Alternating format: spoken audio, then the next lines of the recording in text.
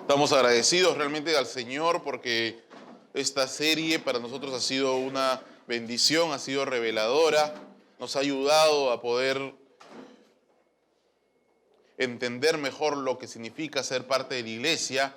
Y bueno, hemos estado hablando de los pastores, hemos estado hablando de los diáconos y ya llegó la hora de hablar de ustedes, hermanos, ¿no? Llegó la hora de hablar de las ovejas. Bueno, pero todos somos en realidad ovejas del Señor. Así que en este mensaje también me incluyo. Y de repente si hasta acá has dicho qué tales demandas y qué altas demandas para los pastores, bueno, hoy día vas a salir de acá diciendo también las demandas son grandes para mí. Y anhelamos eso para que podamos delante del Señor ir avanzando, purificándonos con esa conciencia de saber cuánto realmente necesitamos de Él y de su obra de Él en nuestra vida. Hay una buena obra que Dios ha preparado para ustedes, hermanos, de antemano, para que ustedes anden en ella, para que ustedes vivan en ella, para que ustedes glorifiquen el nombre de Dios en este mundo, para que ustedes tapen la boca de los que murmuran y los que blasfeman el nombre de Dios y de los que murmuran de la iglesia como de malhechores. Quisiera ir para esto a 1 Pedro capítulo 2. Esto creo que nos va a ayudar mucho como introducción. 1 Pedro capítulo 2.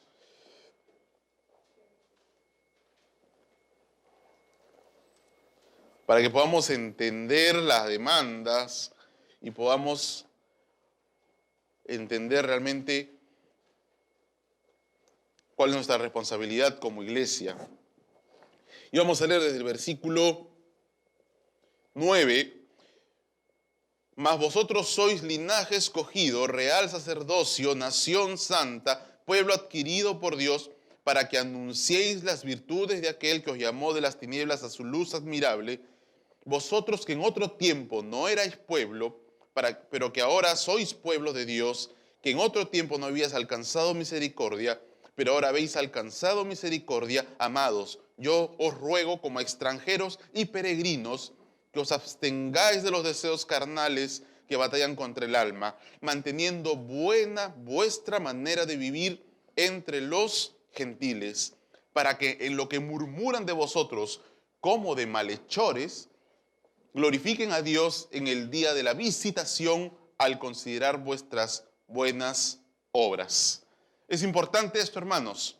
Dios nos manda que tengamos una buena manera de vivir en todo delante de los gentiles. O sea, que hoy vamos a hablar de la responsabilidad que tenemos como ovejas y como miembros de la iglesia, de una ética y una vida cristiana que sea reflejo al mundo de la vida santa y de la justicia de Dios. ¿Para qué? Para que el mundo, viendo nuestro testimonio, se convierta. No necesariamente, hermanos. Miren lo que dice aquí en el versículo 12. Para que en lo que murmuran de vosotros como de malhechores, glorifiquen a Dios en el día de la visitación. Y es importante, hermanos. Un hombre y una mujer que cuando los vean ustedes haciendo buenas obras, van a exaltar su humanismo diciendo, el hombre no es tan malo. La única manera que ese hombre llegue a glorificar a Dios por tus buenas obras es que Dios lo visite, lo quebrante, lo humille, y en esos momentos tus buenas obras, Él las recordará y glorificará recién ahí a Dios. Esto es importante, hermanos, porque no es que ven tus buenas obras y el hombre entonces glorifica a Dios por tus buenas obras. Primero tiene que haber una transformación en su corazón y ser humillado por el Espíritu Santo, y entonces recién va a poder glorificar a Dios. Por eso es que no puede haber conversión solo con testimonio cristiano. Tiene que haber proclamación del Evangelio con el testimonio cristiano. Pero es nuestra tarea, y se nos ha dado la honra como iglesia, de mostrar a este mundo la justicia, la santidad y la gloria de Dios. O para juicio, o para que ellos glorifiquen a Dios cuando sean ellos quebrantados y transformados por el poder del Espíritu Santo. ¡Qué gloriosa tarea, hermanos! Qué honra que tenemos, pero qué responsabilidad también. Y eso es lo que queremos ver. ¿Cuáles son nuestras responsabilidades ahora como ovejas en una iglesia? Y para esto vamos a ir a Hebreos capítulo 13. Hebreos capítulo 13. Y este pasaje se llama Deberes Cristianos. Vamos a leer desde el versículo 1 hasta el versículo 3. Hoy día vamos a tocar 3 deberes cristianos.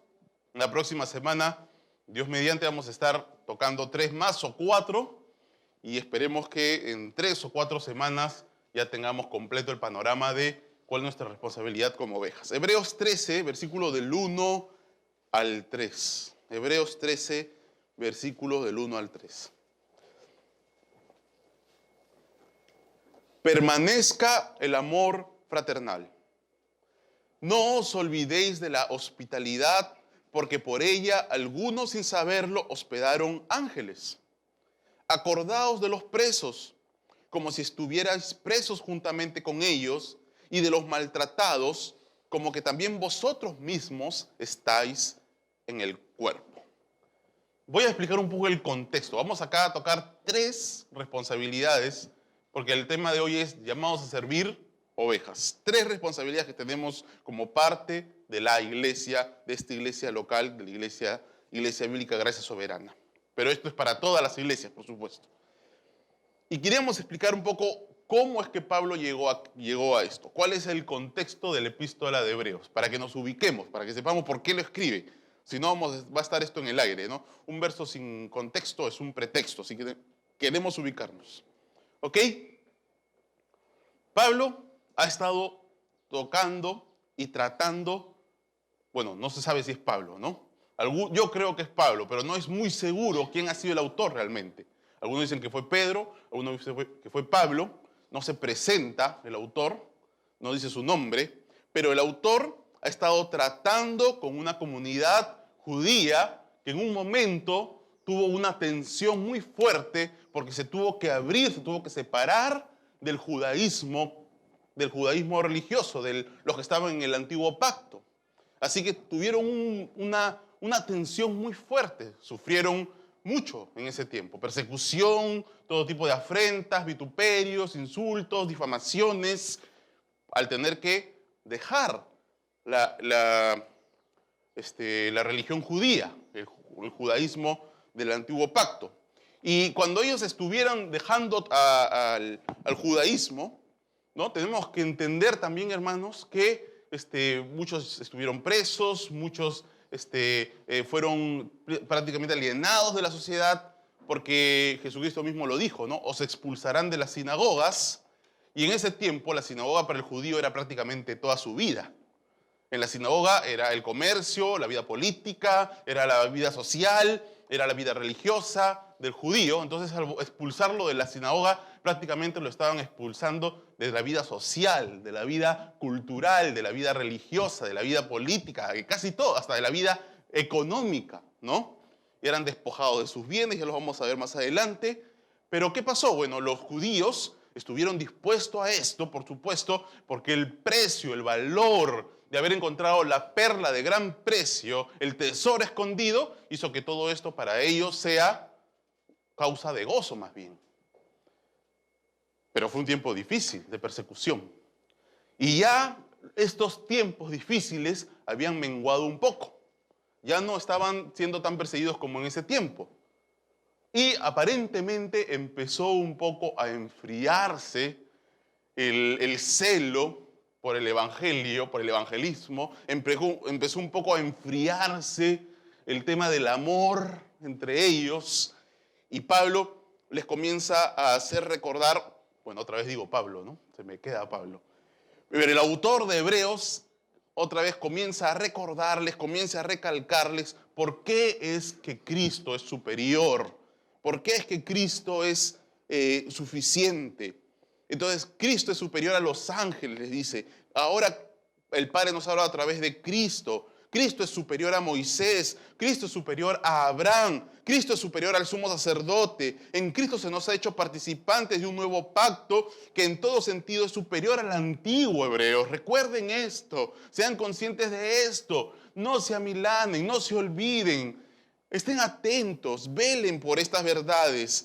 El sacrificio de Cristo fue una sola vez y fue único y fue suficiente. Ya no necesitan sacrificios, ya no necesitan volver a los sacrificios de animales. A diferencia de la ley no era suficiente. Jesucristo es todo suficiente para nosotros. Les está tratando de animar, recordar y afirmar. Y durante ese recordatorio les da advertencias también. Porque le dice, cuidado de no poner suficiente atención en estas cosas. Cuidado de que endurezcas tu corazón. Cuidado de hacerte tardo para oír. Cuidado que habiendo sido iluminado, en vez de avanzar, retrocedas. Porque nosotros no somos de los que retrocedemos. Pero hay del que retrocede.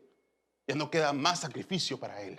O sea, Pablo era consciente que en medio de esa comunidad habían algunos que habían retrocedido.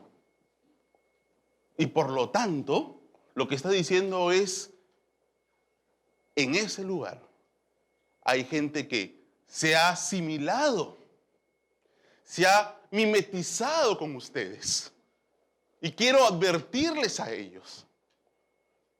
O sea, por lo que estaba haciendo ahí el autor es asegurar a los que realmente eran salvos y hacer tambalear a los que estaban ahí viviendo una vida religiosa más que una verdadera fe en Cristo. Y eso es interesante, hermanos. Las implicaciones son enormes. Si Cristo es superior a la ley, si ustedes se cercioran de que no sean meros religiosos, que sean simplemente mimetizados, entonces tienen que mantener firme su profesión. Porque hay quienes profesan la fe, pero después se apartan, demostrando que en realidad nunca fueron de la fe. Y eso es lo que estaba pasando. Entonces algunos, por toda la tensión, por toda la presión, regresaron a la fe judía. Regresaron a las antiguas costumbres, regresaron. Entonces Pablo está haciendo que, miren ustedes, no vaya a ser que entre ustedes sea alguno que esté solamente convencido, pero no realmente esté convertido. Cercióese, vele, es lo más trascendente en su vida. Es interesante, podemos hacer un paréntesis. El autor de Hebreos entendía la trascendencia, hermanos, de advertir a los que se creían cristianos, que habían salido del judaísmo, que se aseguren que en realidad lo son. Hay un tenor, en el autor hay un anhelo, ¿no? Si ya hiciste una decisión, no está diciendo no te preocupes.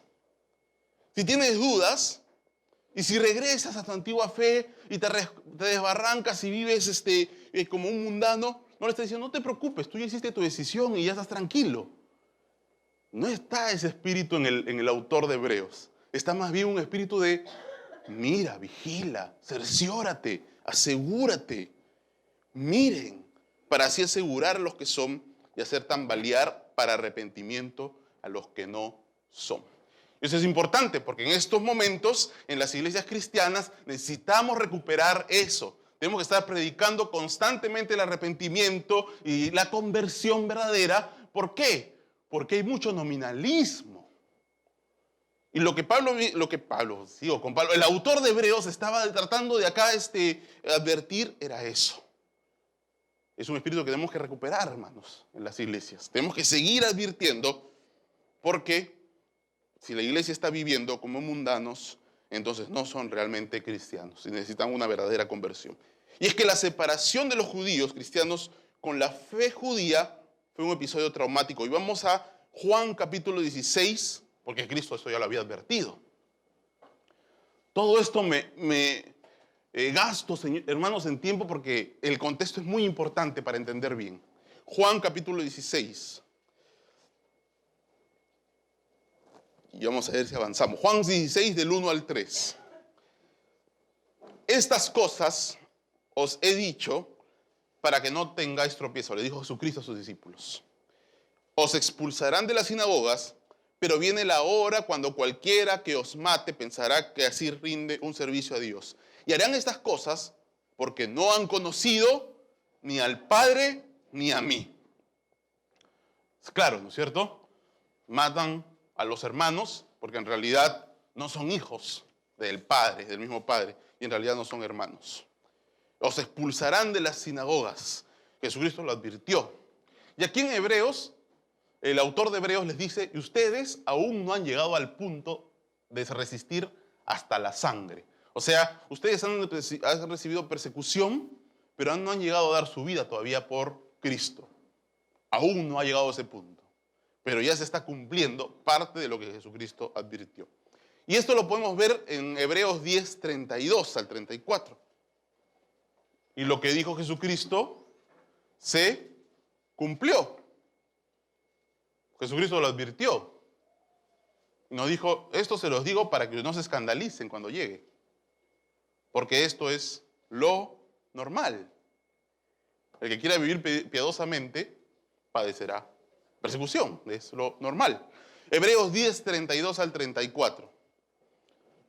Pero traed a la memoria los días pasados. O sea, el autor le está diciendo, recuerden, traigan a la memoria los días pasados, en los cuales, después de haber sido iluminados, sostuvisteis gran combate de padecimientos. O sea, llegó la iluminación del Espíritu, y después de llegar a la iluminación del Espíritu, junto con la iluminación del Espíritu, llegó la persecución y los padecimientos. ¿Les suena familiar esto?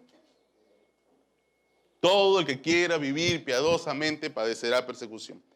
Por una parte, ciertamente, con vituperios y tribulaciones, fuisteis hecho espectáculo. Esa palabra, ¿no? Que hace recordar un poco los héroes de la fe. Fuisteis hecho espectáculo. Y por otra, llegasteis a ser compañeros de los que estaban en una situación semejante. Esto los hermanó. Esto hizo que su compañerismo sea más cercano. Porque en medio del sufrimiento nos unimos, ¿sí o no? Esa es una realidad. O sea, una de las razones, si tú quieres saber por qué Dios envía sufrimiento a mi vida, una de las razones es para unirte más con Él y unirte más con tus hermanos. El sufrimiento trae unidad. El sufrimiento une a las familias. Son una de las, entre tantas otras cosas que trae el sufrimiento. Entonces, llegaste a ser compañeros de los que estaban en una situación semejante, porque de los presos también os compadecisteis y el despojo de vuestros bienes sufristeis con gozo, sabiendo que tenéis en vosotros una mejor y perdurable herencia en los cielos. Ese es el verdadero cristianismo. Los había sensibilizado también con los necesitados. La iglesia se había sensibilizado con los presos. De repente muchos nunca habían visitado una cárcel, pero ahora estuvieron presos y conocieron historias de muchos presos y se compadecieron de ellos. Muchas buenas cosas trajo el sufrimiento de la iglesia. Pero aparentemente eso se estaba enfriando. Terminó la persecución, ya no era tanta la persecución como en ese tiempo, porque dice, en los días pasados, trae a memoria los días pasados, o sea, en ese momento ya no había tanta persecución. ¿Y qué pasó? La iglesia se comenzó a enfriar en su compasión, enfriar en su amor, enfriar en distintas facetas. Y es por eso, hermanos, que la responsabilidad, y aquí entramos a la primera de las responsabilidades de las ovejas. La responsabilidad que tienen como ovejas es, la primera es hacer que permanezca el amor fraternal. Eso está en todos nosotros como ovejas. Mire que no está diciendo, hermanos, creen en el amor fraternal. No está diciendo eso. Desde el momento que tú fuiste regenerado, inmediatamente vino sobre ti el amor de Dios por tus hermanos. Algo natural para el creyente. Pero el llamado es manténlo, fortalécelo, profundízalo. Y es el proceso de santificación constante del Espíritu Santo en tu vida. Por eso es que tienes que estudiar la palabra. Por eso tienes que venir a congregarte. ¿Por qué? Porque es un mandato de Dios el hacer que ese amor que Él ha puesto en ti se profundice, avance, se vuelva cada vez más íntimo y permanezca. Permanezca el amor fraternal. Yo me acuerdo, hermanos, hablando de esto de padecimientos, tuve la oportunidad de estar en la India, por la gracia de Dios, hermanos, nada más. Había un misionero que estaba trabajando ahí en una de las ciudades de la India, donde adoran a la diosa Kali, y fui a uno de sus festivales, terrible el festival, no quiero extenderme mucho. La cosa es que él tenía él se llamaba Romario y es brasileño. Ahora, él no sabía mucho de fútbol, pero como se llamaba Romario y era brasileño, puso una academia de fútbol y todo el mundo se quiso meter, ¿no es cierto? Y bueno, contrató a unos pakistaníes para que lo ayuden. Miren, toda esa estrategia. Y vinieron los jóvenes pues a aprender fútbol. Y les hacía devocionales y comenzó a compartir su vida con algunos que estaban ahí, y les compartió el evangelio. Y un día él está en su casa, nos cuenta, y a las 12 de la noche tocan su puerta. ¡Pah! ¡Tatán! Entonces él, ¿quién es? Y era uno de los chicos. Me he convertido a Cristo. Amén, qué lindo, gloria a Dios, ¿no? Qué felicidad, hermano, qué bueno, pero ¿para qué me tocas me has venido a contar a las 12 de la noche esto? Lo que pasa es que me han botado de la casa justamente por eso. Entonces le abrió la puerta y estaba con su maleta, todo, ¿no? El chico. Dice que un mes después, tatán. Sí, ¿quién es? Me he convertido a Cristo. Entonces él ya sabía, ¿no? Amor, ya alguien más va a venir. Llegó a tener 4 personas en su casa, 3 jóvenes y uno con su enamorada en su casa. Y él tenía hijas adolescentes. Entonces digo, uy, esto no es saludable, ¿no? Aparte que la casa tenía solo 2 cuartos. Pero miren esa realidad de lo que es el evangelio en estos lugares. Tuvo que alquilar un lugar, por supuesto, ¿no? Estos jóvenes estudiaron para pastores y hoy día están pastoreando iglesias. Pero la persecución, que nosotros lo vemos como una carga, ¿no? Como un drama de la iglesia, en realidad tiene sus visos de bendición para la iglesia. Esto los hermanó de tal manera, hizo que intimaran, que se identificaran, viviendo juntos todo esto que estaban pasando. Las circunstancias, hermanos, crean vínculos. Pero el llamado de Dios es que nuestro amor no descanse en las circunstancias, sino que descanse en las convicciones del evangelio. Por eso el llamado es permanezca el amor. ¿Y cómo hacemos que permanezca el amor? ¿Cómo cumplimos esa responsabilidad como ovejas, pastor? Hebreos capítulo 10, versículo 24. Y aquí nos da una clave, hermanos. Hebreos 10, 24 y 25. ¿Cómo hacemos que el amor permanezca? Ese amor fraternal que debe haber con todos los creyentes, ¿ah? Con todos los creyentes. No importa lo que nos hayan hecho. Con todos los creyentes. Amor fraternal.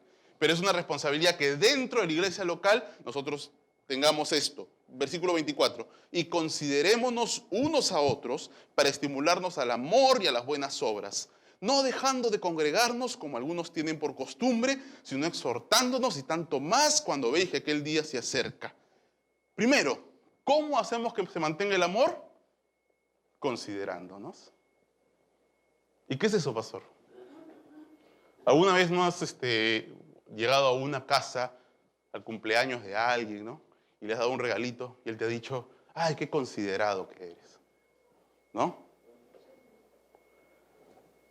O cuando llegas a un lugar, si el lugar es frío y no te reciben muy bien, nadie te saluda, o estás por ahí como alguien como que no encajas, te sientes como que no soy considerado en ese lugar.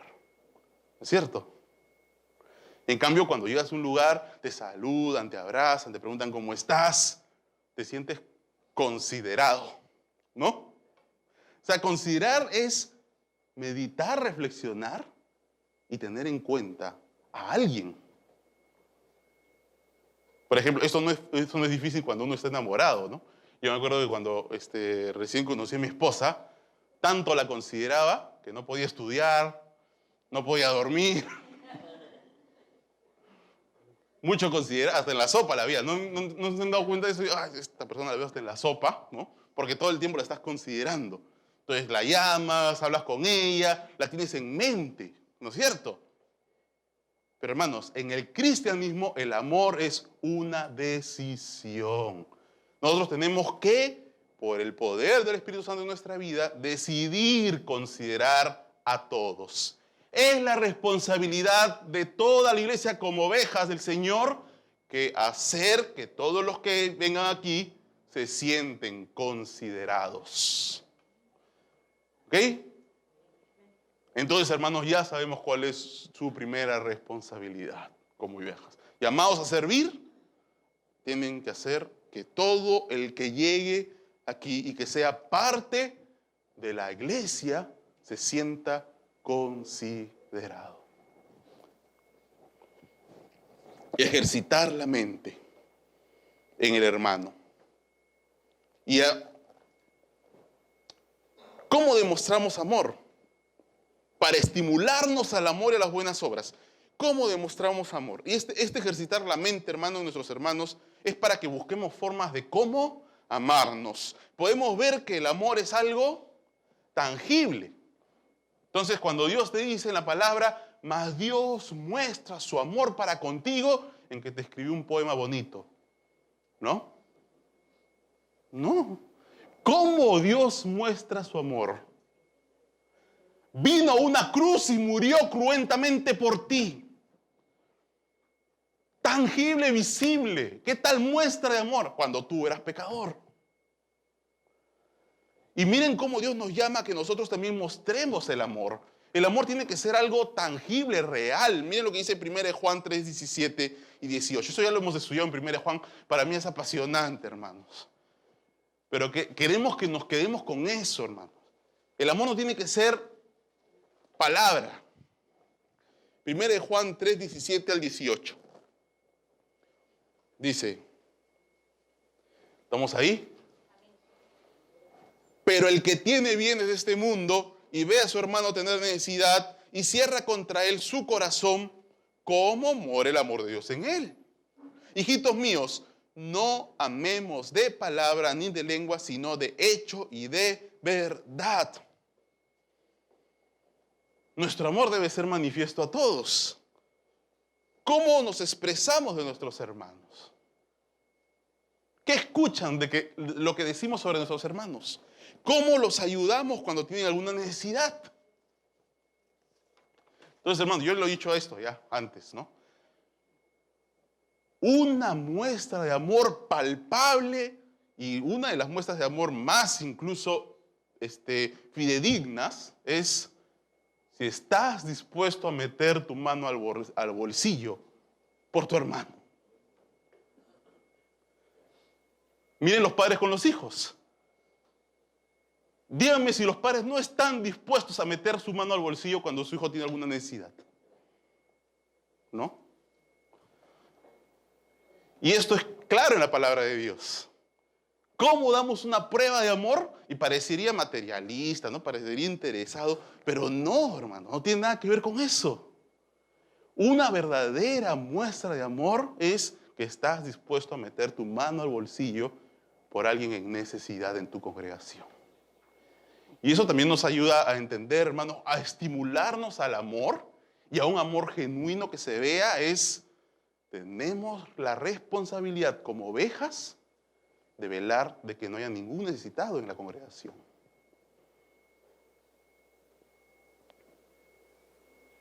Y si hemos fallado en esto, tenemos que pedir perdón y que Dios nos vaya transformando a la medida de lo que Él quiere para su iglesia.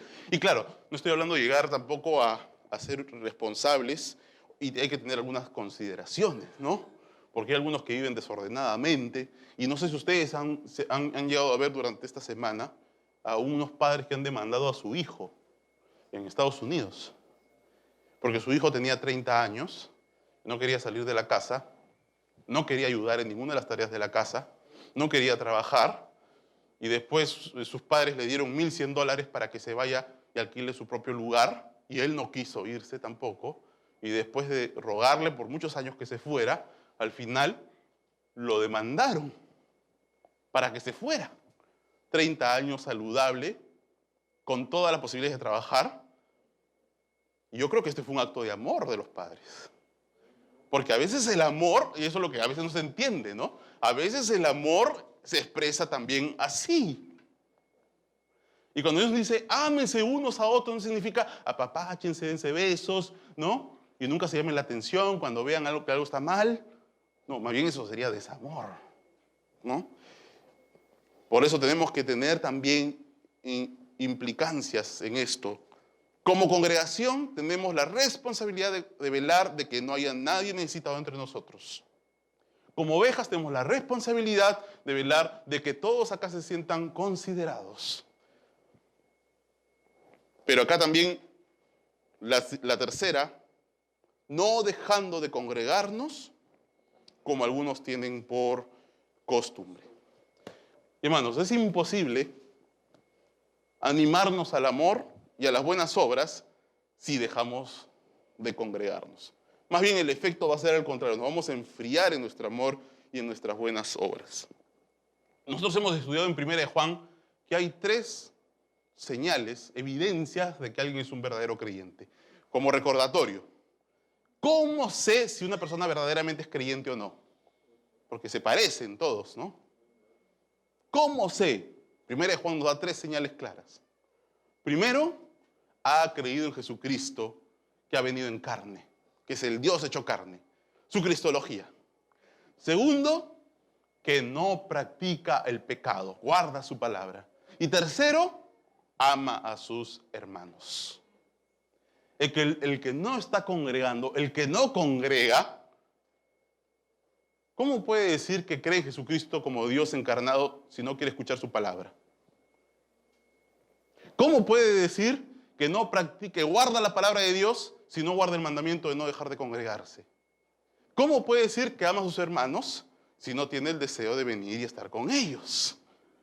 Así que el que no está congregando es un riesgo muy grande de que no esté cumpliendo ninguna de las 3 evidencias de lo que es un verdadero cristiano.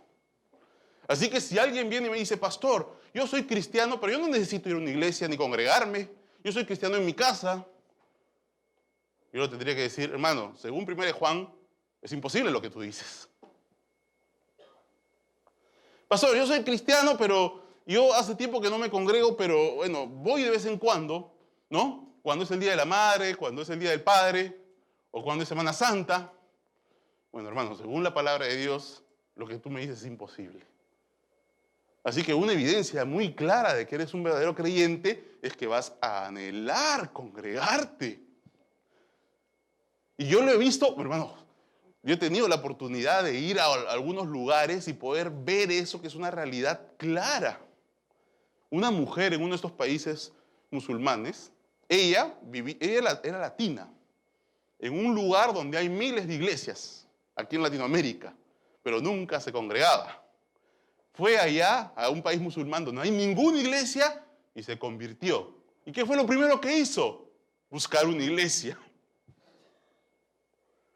¿Por qué? Porque una de las señales de una verdadera conversión es buscar congregarse, hay amor por sus hermanos. Entonces encontró una iglesia. ¿Saben qué pasó en ese lugar?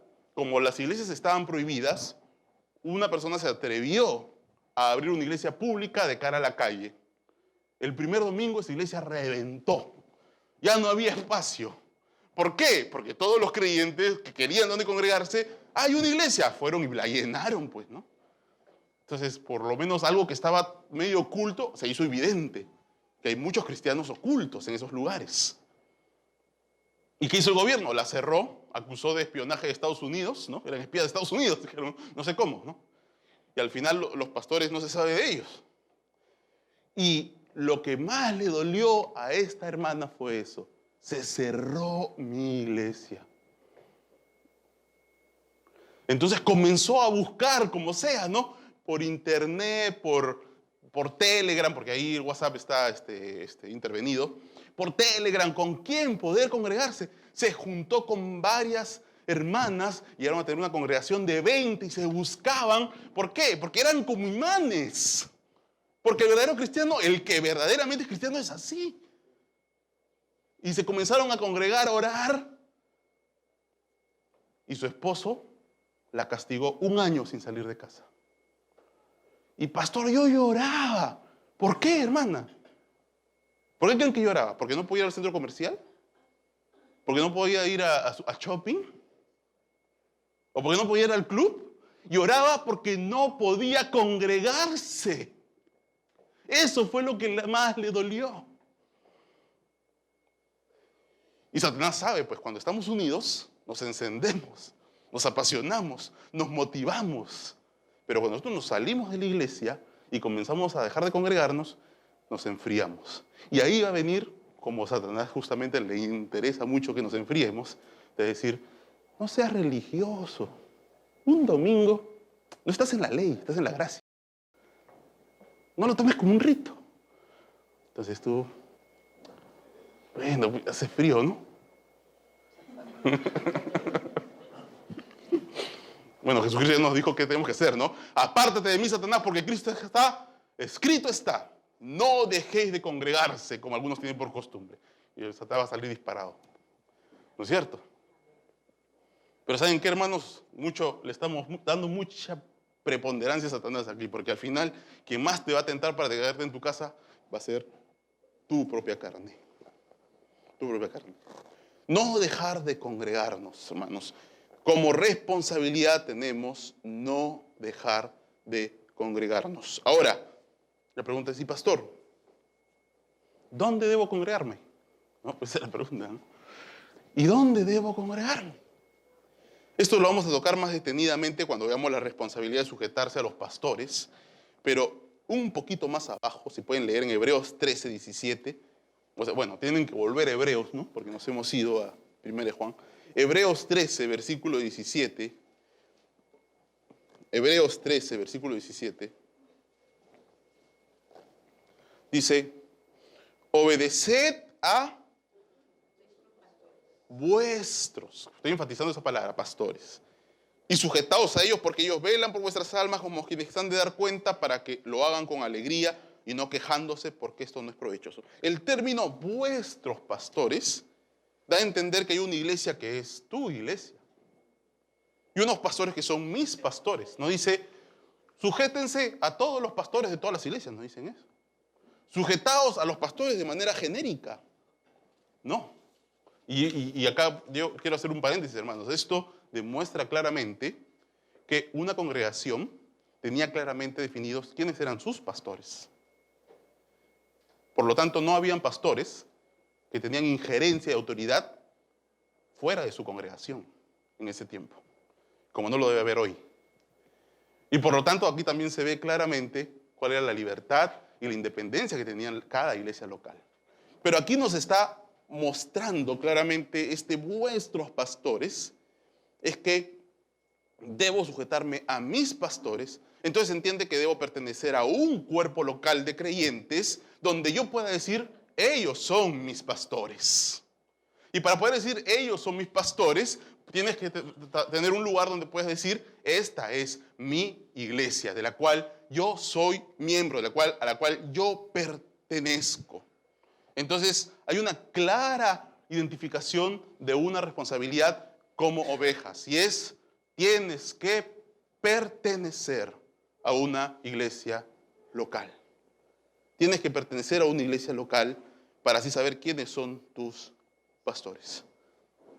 Ya vamos viendo varias implicancias, ¿no?, de las responsabilidades como ovejas. ¿Y cómo decido, pastor, otra vez, en qué iglesia congregarme?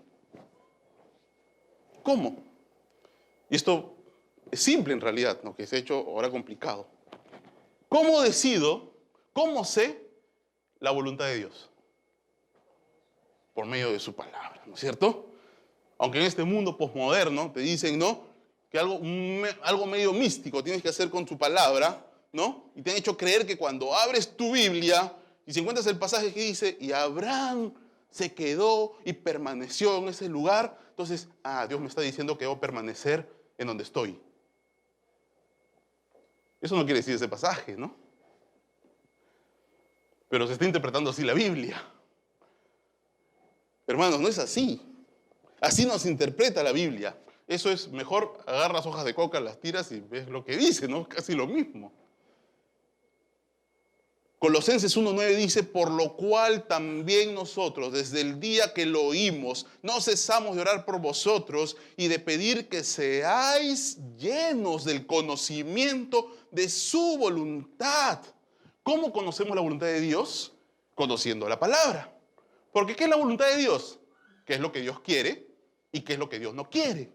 Si conoces qué es lo que Dios quiere y qué es lo que Dios no quiere, es porque conoces la palabra de Dios. Es igual en cómo decidir en qué iglesia congregarte.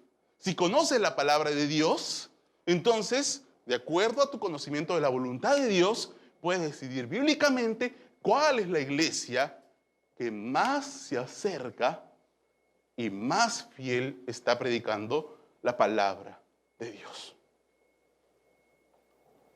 La principal característica para escoger en qué iglesia te tienes que congregar es en qué cree esa iglesia. Ahora, esto suena a chino en este tiempo, ¿no? Porque hay mucho turismo evangélico y hay mucha gente que dice, qué lindo, qué bien me sentí en el culto, qué linda la música, qué hermoso, me sentí muy bienvenido. ¿Y qué cree esa iglesia? No sé. Pero se están tomando más decisiones emocionales que decisiones de convicción reales.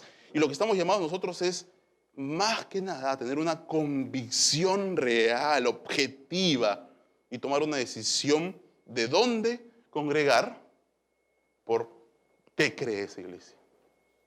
Y es por eso, hermanos, que aquí nosotros día a día estamos repitiendo y repitiendo y repitiendo, ¿no? Ya vamos a tener la confesión de fe. Y cuando tengamos la confesión de fe, ustedes van a poder leerla, van a poder analizarla y sin ninguna presión, sin ponerlos entre la espada y la pared, sin tratar de manipularlos emocionalmente, queremos que cada uno de ustedes tome una decisión de convicción delante del Señor, de conciencia delante del Señor. No queremos en ningún momento violentar sus conciencias, porque nosotros sabemos lo trascendente que es, porque hermanos, escoger la iglesia de la cual vas a ser miembro es como el matrimonio prácticamente. Es un compromiso de que vas a pertenecer ahí. Y es por eso tan importante eso, hermanos, y anhelamos que ustedes tengan esa decisión con toda libertad de conciencia delante del Señor. Tercera responsabilidad, exhortándonos. ¿Cómo? Animándonos al amor y a las buenas obras y exhortándonos. Y esta palabra me encanta. Exhortándonos es paracaleo. Paracaleo es llamar al lado de uno. La personalización de este verbo es el Espíritu Santo. Él es el paracleto, ¿no? El que te ayuda, el que te consuela, el consolador, el que te anima, el que te exhorta, el que te amonesta. Y eso significa paracaleo. Animar, exhortar, llamar al lado. Tú tienes que dejar tu ensimismamiento y tienes que dejar de pensar en ti y tienes que dejar de tener tu prioridad en ti y vivir para el otro. Para ponerte al lado del otro, para amonestar al otro, para animar al otro. Hay un ejemplo muy claro en 1 Tesalonicenses 4:18, donde se usa esta palabra. ¿Cómo exhortamos a los hermanos? Tú me preguntarás, pero pastor, dime alguna forma más práctica, ¿no? Ayúdame un poquito más a entender bien qué es esto de exhortarnos. 1 Tesalonicenses 4:18. Por tanto, dice, alentaos los unos a los otros, y ahí está un ejemplo, con estas palabras. Acaba de hablar de la resurrección y de la vida eterna.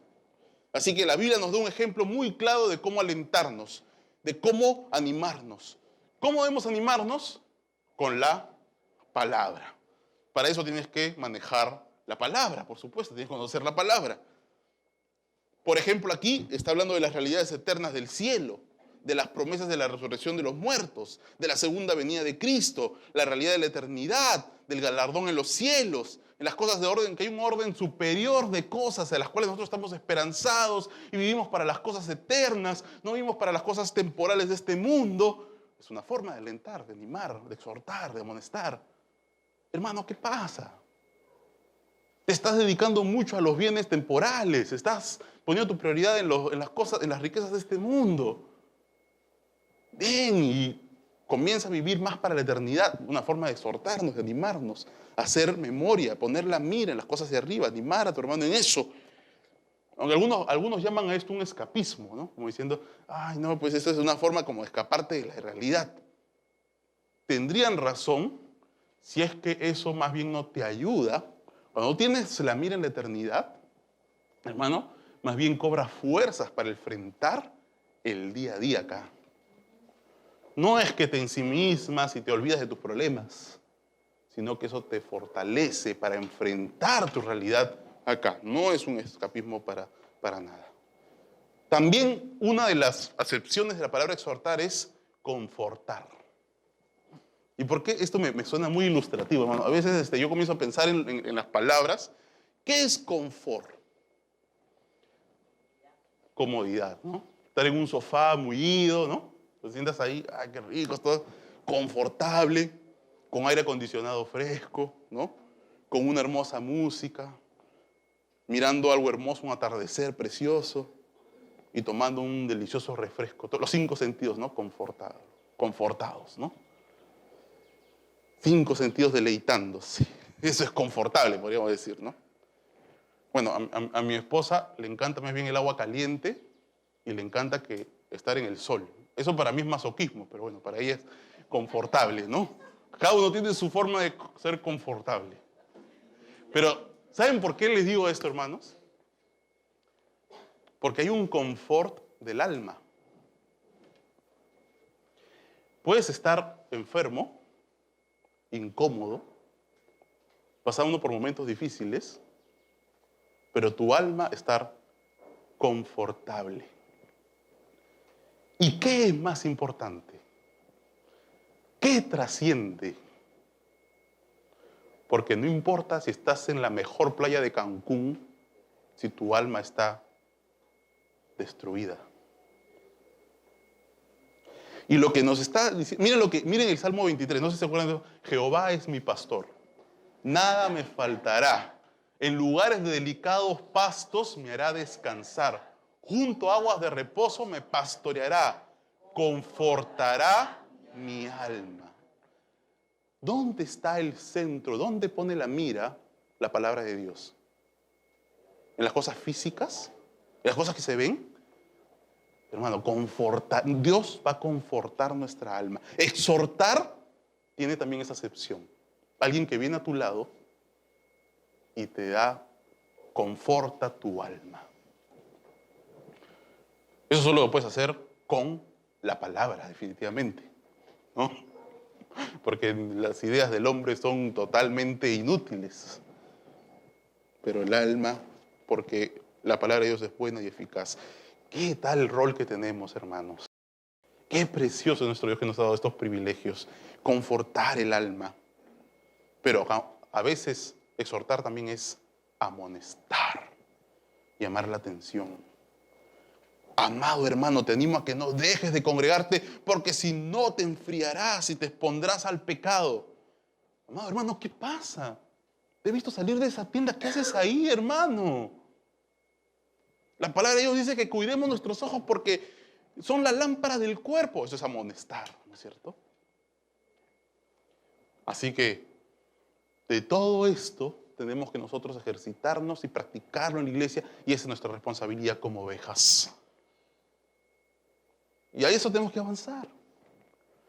Para que cuando alguien venga aquí a la iglesia pueda verse considerado, pueda verse confortado, pueda verse amonestado en su pecado y pueda verse también amado. Segundo, Hebreos 13, versículo 2. No os olvidéis de la hospitalidad, porque por ella algunos, sin saberlo, hospedaron ángeles. No os olvidéis de la hospitalidad. Como estamos hablando de una iglesia de judíos mayormente, ¿no? Del pueblo hebreo, a los hebreos se les está hablando, que habían tenido que romper con el judaísmo tradicional, que había sufrido de sus hermanos judíos y que luego de años de estar juntos y comenzar a ser una comunidad más consolidada, más unida, afianzar los lazos, o sea, ellos ya tenían una intimidad, ellos ya tenían un compañerismo que definitivamente a alguien nuevo que llegaba le era difícil, ¿no? Como que penetrar y volverse uno más de ellos. Porque así es cuando tienes un vínculo tan cercano y tan íntimo que alguien que recién llega se vuelve difícil entrar al mismo, ¿no? Y en ese tiempo, y hemos estudiado esto, a los obispos también se les pedía lo mismo. Recuerden en Timoteo que el obispo tiene que ser hospedador, como ejemplo de la iglesia. Pero hermanos, no solo los obispos, sino ustedes también tienen que ser hospedadores. Y podríamos decir que en ese tiempo habían pues las posadas que eran totalmente terribles, donde la gente era asesinada, les robaban. En ese tiempo las posadas eran lo peor, ¿no? Y la gente prefería ser hospedados. Jesús era hospedado, muchas veces en la casa de Lázaro, ¿no es cierto? Tenía gente que lo hospedaba en Betania. Así que era mucho mejor el ser hospedado por un familiar o por un amigo, por un compañero. Esa era parte de la vida. Ahora ya hay hoteles, ¿no?, muy cómodos y muy seguros. Así que no necesariamente tenemos que hospedar a la gente en nuestra casa, pero definitivamente hospedar a la gente en nuestra casa es una bendición, ¿no? ¿Alguno ha hospedado a alguien? Es una bendición hospedar a alguien. Pero yo quisiera ir un poco más amplio en este aspecto de la vida de la iglesia. Mientras aquí está diciendo, no os olvidéis de la hospitalidad. Hospitalidad es todo lo que haga sentir bien recibido, bienvenido a la persona. Ya sea tu casa, ya sea la iglesia, todo el que toca a esta iglesia tiene que sentirse bienvenido, recibido por todos nosotros. Y aquí no lo está circunscribiendo a cristianos, hermanos. Este pasaje no lo está circunscribiendo solo a los hermanos en la fe. Así que todo el que venga tiene que sentirse bien. Y pastor, ¿y cómo queda eso de que la iglesia tiene que confrontar el pecado? Y que el inconverso que venga acá tiene que sentirse incómodo. Tiene que sentirse incómodo con su pecado, no con el nuestro. ¿No? Tiene que sentirse incómodo por la predicación de la palabra y por nuestra vida santa, no porque nosotros no los tratemos bien, ¿no es cierto? Y necesitamos ejercitarnos en eso, hermanos. Y necesitamos que, por ejemplo, hoy en la noche vamos a tener una oportunidad práctica de practicarlo, valga la redundancia. Tenemos que ser una iglesia que reciba bien a todos. Y esa es la responsabilidad de las ovejas. Hospitalidad. Y tercero, y con esto termino, acordaos de los presos, como si estuvieras presos juntamente con ellos, y de los maltratados, como que también vosotros mismos estáis en el cuerpo. Hermanos, miren, el pasaje anterior es, sean hospitalarios. Porque tú no sabes, ¿no? Como no conoces, como son desconocidos, algunos hospedaron ángeles, hablando de Abraham, ¿no es cierto? Que hospedó ángeles. O sea, diciendo, no sabe la trascendencia de la persona que llega. No sabe las implicancias de a quién estás recibiendo. Así que recibe bien a todos. Porque Dios te los está trayendo. Y hay que predicarles el evangelio a todos, ¿no?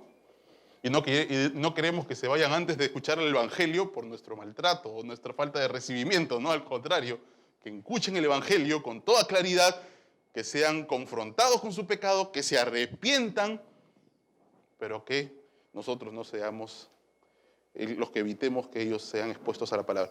Pero, ¿por qué repaso esto? Porque ahora, mientras que el hospitalidad es recibir, el versículo 13 es ir a visitar. Acordaos de los presos. ¿Y por qué le dice acordaos? Porque si se acuerdan, cuando los hebreos sufrieron persecución, les había dicho, y se sensibilizaron con los que estaban en su misma condición, se sensibilizaron con los que estaban en prisiones, y ahora se han olvidado aparentemente. Reciban a los que pueden venir, pero vayan a buscar a los que no pueden venir, como los presos, como los enfermos en los hospitales. Y hermanos, tenemos que ser una iglesia que en eso nosotros vivamos lo que dice la palabra. Vayamos ¿alguno de ustedes ha ido alguna vez al penal de Lurigancho? ¿Saben lo que son las cárceles en este país?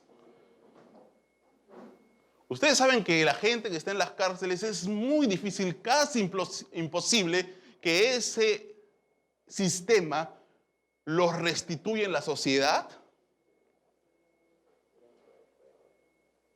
Pero si la iglesia va a ese lugar y esa persona es confrontada con su vida pecaminosa y es transformada por el poder de la palabra, no importa cómo sea el sistema, esa persona va a salir regenerada.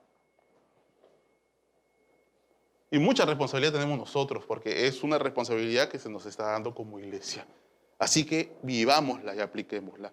Quiera Dios que en el futuro, cuando tengamos ya los ministerios, podamos tener ministerios de cárceles, de hospitales, y puedas tener la experiencia de ir a la cárcel y enfrentarte a esa realidad para que seas consciente de lo que pasa ahí.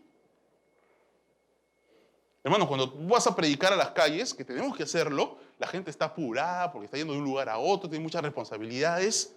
En estos lugares hay gente que no tiene dónde ir. Y que más bien están ahí queriendo que alguien vaya y les diga algo, que les hable algo. Y nosotros tenemos que aprovechar eso. Porque esas personas van a salir de la cárcel. Porque aquí las penas no duran mucho, ¿no? Y se conmutan y todo. Y esas personas o salen a delinquir de nuevo o salen para servir al Señor por el poder del Evangelio. Termino con esto, hermanos. Como congregación, hermanos, tenemos la responsabilidad de no solo quedarnos para recibir a los que llegan, sino salir a buscar a los que no pueden venir. Porque se nos ha dado el misterio de la piedad, el evangelio de poder, no para que nosotros nos quedemos acá solo recibiendo a los que vengan, sino para llevar ese evangelio a todos los lugares y a las personas, por supuesto, que no pueden venir por alguna circunstancia, los hospitales. Conclusión.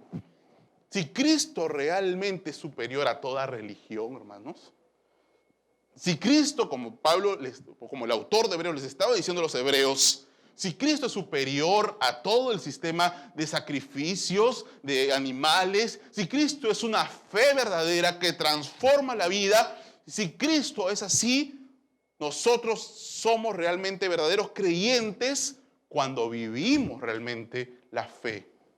¿Cómo?